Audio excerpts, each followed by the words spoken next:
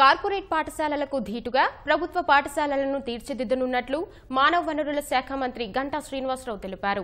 MLA SV Mohan Reddy ఆధ్వర్యంలో SV foundation DSC TET అర్హత పరీక్షలకు ఉచితంగా శిక్షణ ఇస్తున్న కేంద్రాన్ని మంత్రి సందర్శించారు. ఈ సందర్భంగా ఎమ్మెల్యే ఎస్వి మోహన్ రెడ్డిని మంత్రి గంటా అభినందించారు. లోటు బడ్జెట్లలో కూడా విద్యాశాఖకు అత్యధిక నిధులు కేటాయించడం ముఖ్యమంత్రికే సాధ్యమైందన్నారు. ఈ కార్యక్రమంలో శాసనమండలి చైర్మన్ ఫరూక్, ఎమ్మెల్సీ కేఈ ప్రభాకర్లు పాల్గొన్నారు.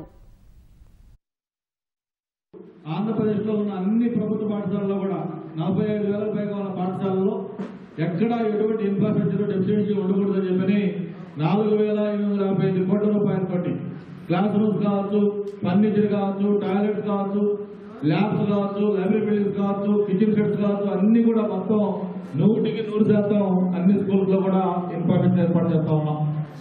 అలాగే దానితో పాటు టీచర్స్ కూడా గతంలో ఇప్పుడే ఎమ్మెల్యే గారు చెప్పినట్టుగా ఒక డిఎస్సీ దుమ్ము చేశాం. మళ్ళీ రేపు ఇంకో డిఎస్సీ పెట్టబోతా ఉన్నాం. దాని ద్వారా మొత్తం ఆంధ్రప్రదేశ్లో అన్ని స్కూల్స్ లో కూడా సబ్జెక్ట్ టీచర్స్ ఇవ్వబోతా ఉన్నాం. ఇవన్నీ ఇచ్చిన తర్వాత ఈరోజు ప్రైవేట్ పాఠశాలల కంటే కూడా, కార్పొరేట్ పాఠశాలల కంటే కూడా ప్రభుత్వ పాఠశాలలో మంచి క్వాలిటీ ఎడ్యుకేషన్ ఇస్తా ఉన్నాం. ఒక మంచి రెస్పాన్సిబుల్ గా అక్కడ పాఠాలు చెప్తా ఉన్నారు అనే ఒక నమ్మకం కామన్ పేరెంట్స్ కల్పించే విధంగా అన్ని చర్యలు తీసుకుంటా ఉన్నాం.